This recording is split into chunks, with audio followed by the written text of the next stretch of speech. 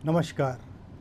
अनादि टीवी की इस विशेष प्रस्तुति में मैं रत्नाकर त्रिपाठी आपका स्वागत करता हूं। दोस्तों, एडमंड हिलेरी ने दुनिया में पहली बार एवरेस्ट की चोटी फतह करके अनगिनत लोगों को जीवन में सफलता की खातिर मेहनत के लिए प्रेरणा दी थी। इन्हीं हिलेरी ने लिखा था कि लोग औरों से बहुत महान होने की कोशिश नहीं करते, बल्कि वे महान कामों को पूरा करते हुए ऐसे बन जाते हैं। तो आज बात एक ऐसे ही महान शख्स की जिसने अपने कर्म और व्यक्तित्व से खुद को पत्रकारिता के शिखर पर स्थापित किया और कलम के इस मिशन को भी सम्मानजनक ऊंचाइयां प्रदान की। बात हो रही है दिवंगत राजेंद्र माथुर जी की। शुक्रवार 7 अगस्त को उनकी जन्मतिथि है, लेकिन राजेंद्र जी को याद करने के लिए किसी खास दिन की आवश्यकता ही नहीं है। पत्रकारिता में श्रेष्ठता की बात हो, लेखन में उत्कृष्टता का मामला हो, विचार में सर्वोच्चता का तत्व हो, या हो इंसान के स्वरूप में प्रेरणा बन जाने का मामला, राजेंद्र माथुर जी ऐसे हर जिक्र में पूरे सम्मान के साथ शामिल किए जाते हैं। पत्रकारिता के इस शिखर पुरुष ने 29 साल पहले इस दुनिया को अलविदा कह दिया था, किंतु इनकी स्मृति से कोई भी कभी भी विदा लेना नहीं चाहेगा। माथुर जी की याद में विशेष कार्यक्रम प्रस्तुत करते हुए अनादि टीवी को गौरव का अनुभव हो रहा है।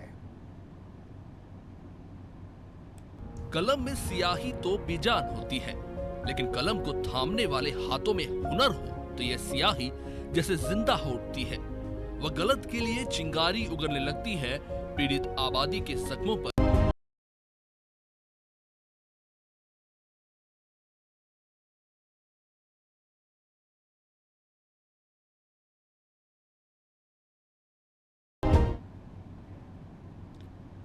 उमेश त्रिवेदी जी मध्य प्रदेश के नहीं, देश के वरिष्ठ पत्रकारों में गिने जाते हैं। उनके लिए सौभाग्य की बात रही कि उन्होंने राजेंद्र माथुर जी के काम को उनके साथ कार्य करते हुए नज़दीक से देखा, उन्हें जाना, उन्हें समझा। और ये हमारी बहुत बड़ी खुशकिस्मती है कि उमेश जी उस पीढ़ी के एक सशक्त हस्ताक्षर के रूप में माथुर जी से जुड़ी बातों को हमसे साझा करने के लिए हमारे साथ हैं। उमेश जी, नमस्ते करता हूं आपको, स्वागत है आपका इस कार्यक्रम में।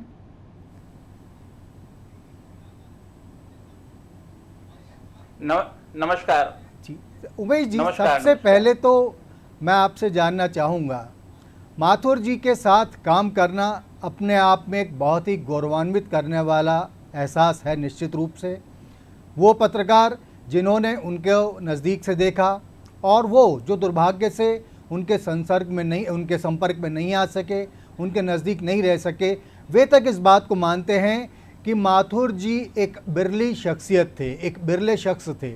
उमेश जी, मेरा आपसे पूछना है कि माथुर जी के ना होने की सूरत में पत्रकारिता पर किस तरीके के असर को आप सबसे ज़्यादा शिद्दत से महसूस करते हैं?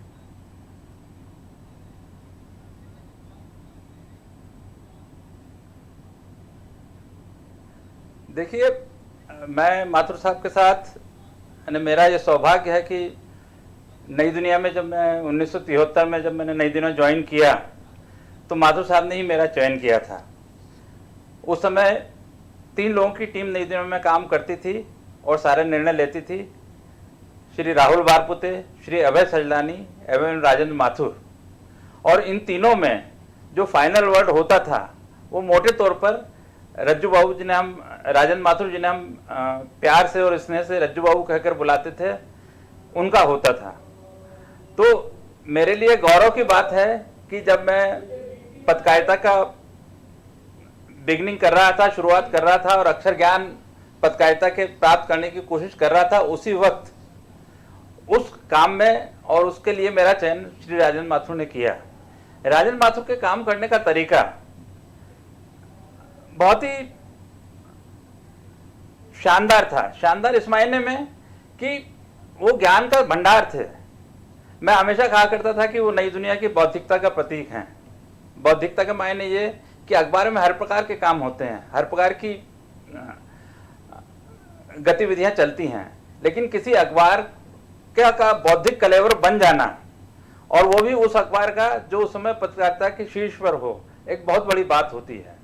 तो राजन माथुर के साथ दिन रात मैंने करीब 10-12 साल काम किया। उन्होंने मेरा चयन किया, उन्होंने मुझे प्रूफ रीडिंग से लेके अखबार के जितने भी कार्य क्षेत्र होते हैं उन कार्य क्षेत्रों में काम करने का मौका दिया, आगे बढ़ाया। और जब उन्हें लगा कि कुछ पोटेंशियल या कुछ संभावनाएं इस रिपोर्टर में दिखती हैं, तो उन्होंने मुझे भोपाल राजधानी में भी राजधानी का विशेष संवाददाता बना के भेजा।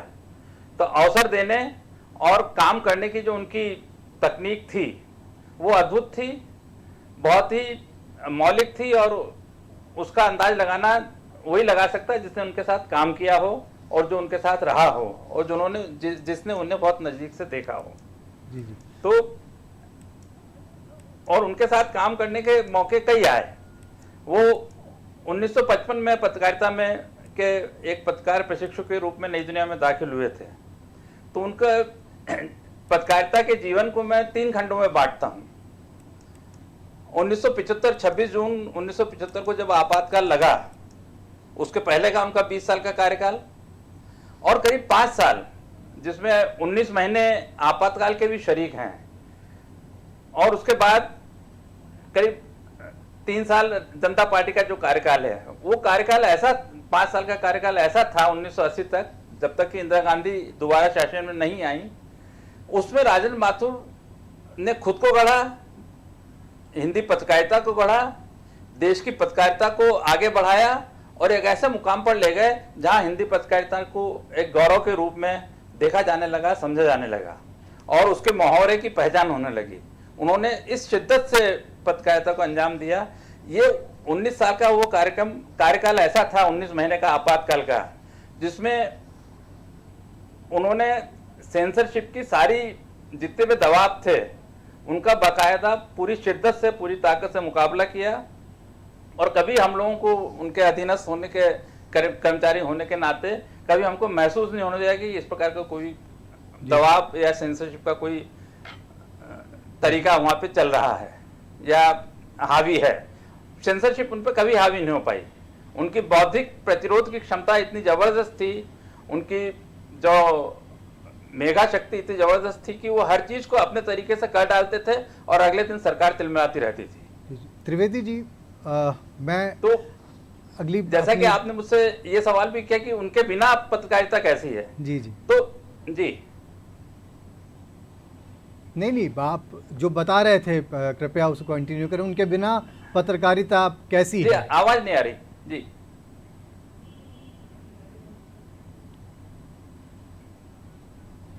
जी त्रिवेदी जी, उनके बिना पत्रकारिता, मैंने जैसा कहा कि वो प्रारंभ में मैंने उन्हें नई दुनिया की बौद्धिकता का प्रतीक बताया।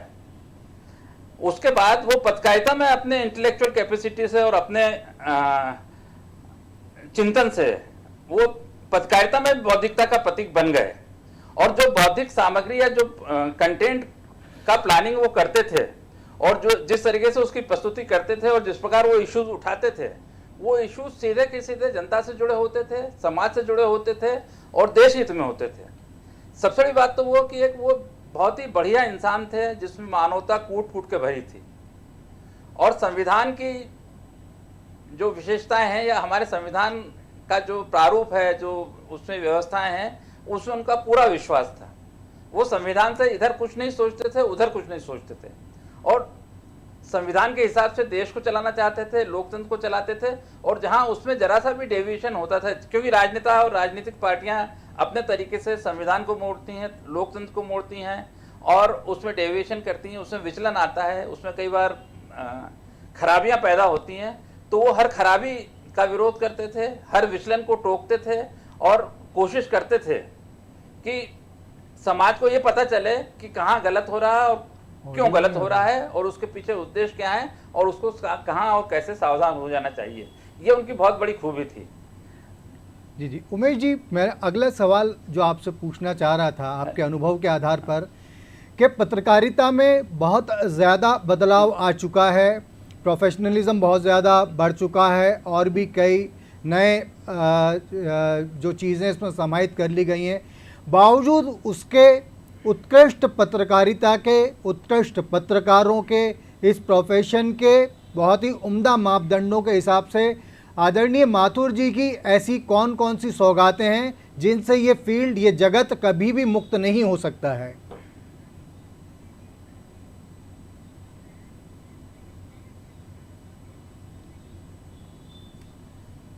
ये बहुत अच्छा सवाल है।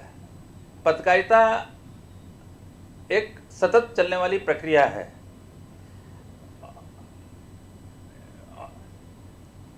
और उसके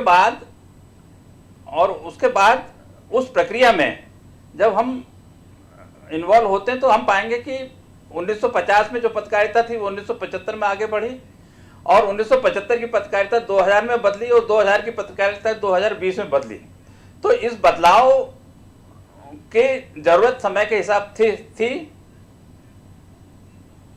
तो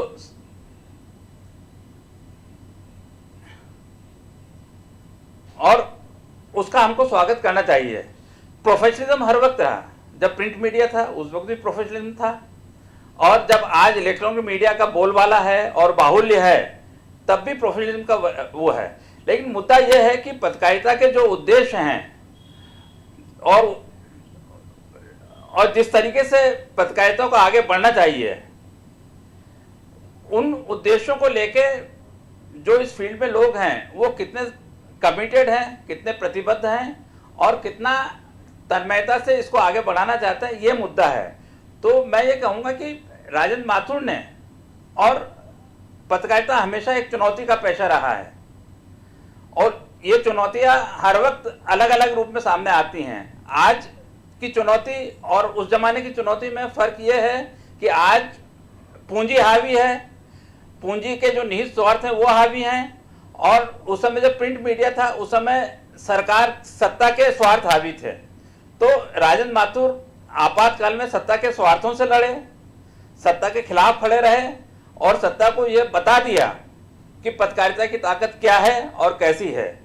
आज की चुनौती भी उतनी ही बड़ी है, लेकिन पत्रकारों को खड़े रहना पड़ेगा, बोलना पड़ेगा और बताना पड़ेगा कि पूंजी का दबाव अपनी जगह है, पूंजी की जरूरत अपनी जगह है, लेकिन समाज में जिस प्रकार की पत्रकारिता की जरूरत है वो पत्रकारिता लोगों को करना पड़ेगा।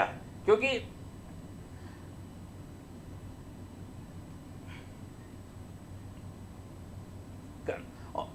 ये एक ऐसा पेशा है जो अलग किस्म की डिमांड करता है। ये साबुन बेचने वाला काम नहीं है, ये किसी प्रकार का कोई व्यवसाय नहीं है। इस व्यवसाय में जो लोग आते हैं, इस पत्रकारिता के पेशे में जो आते हैं, उनके कमिटमेंट और उनके भीतर की जो आत्मा है वो समाज के लिए कुछ करना चाहती है, कुछ उसको देना चाहती है और यदि ये देने का भाव उनमें है तो पत्रकारिता का के लिए कभी कोई चुनौती नहीं रही है।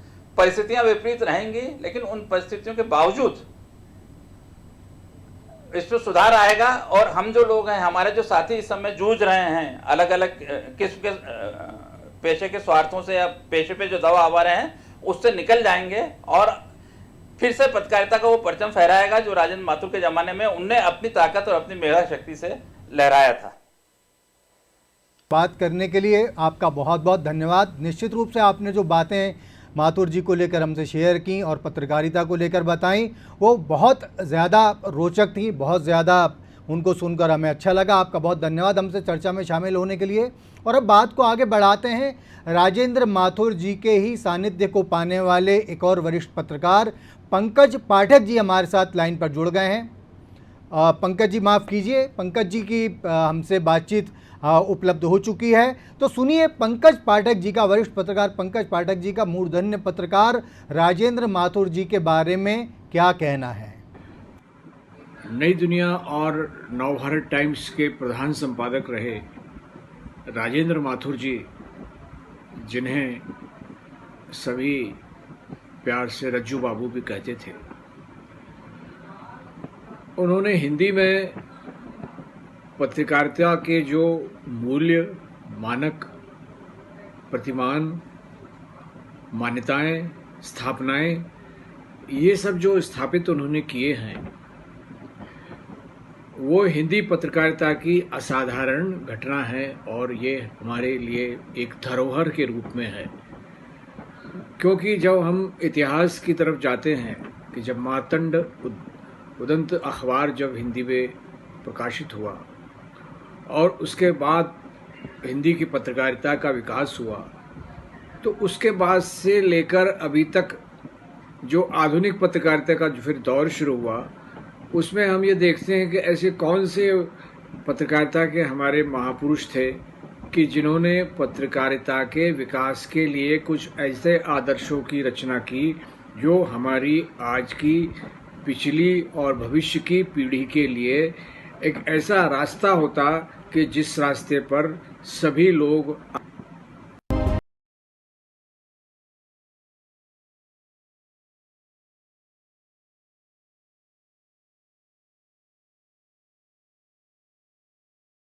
कलम में सियाही तो बेजान होती है, लेकिन कलम को थामने वाले हाथों में हुनर हो तो यह सियाही जैसे जिंदा हो उठती है। वह गलत के लिए चिंगारी उगलने लगती है, पीड़ित आबादी के जख्मों पर किसी मलहम की तरह असर करती है, विचारों को तथ्य और सत्य के पंख लगाकर महानता की परवास भरने की ताकत दे देती है।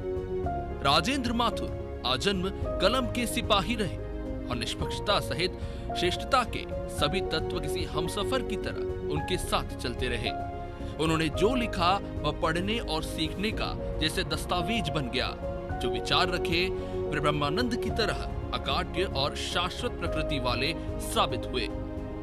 वरिष्ठ पत्रकार मनोज कुमार ने कहीं लिखा है, ऐसा भी नहीं है कि राजेंद्र जी के बाद हिंदी पत्रकारिता को आगे बढ़ाने में किसी ने भी कमी रखी हो, लेकिन हिंदी पत्रकारिता में एक संपादक की जो भूमिका उन्होंने गढ़ी उसका सानी दूसरा कोई नहीं मिलता है। और माथुर जी के लिए ऐसे ही आदर्श सूचक विचार आज भी उनके असंख्य प्रशंसकों को उनकी स्मृतियों से जोड़े हुए हैं।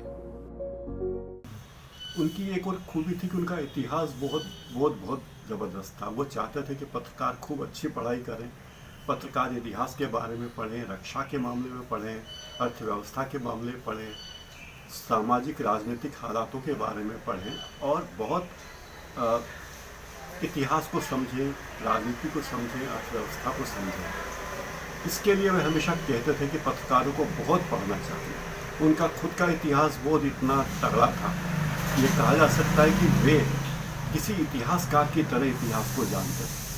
तो जैसे वो घर से निकले और आए और प्रूफ रीडर ने कहा साहब संपादकीय की लेट हो रहा है, क्या करें। उन्होंने कहा एक कागज़ का टुकड़ा देना यार दो, और वो न्यूज़ प्रिंट पीला चलता था तो उसके फटे कागज़ पड़े रहते थे इधर उधर, वो कोई उठा के उनके हाथ में दे देता था।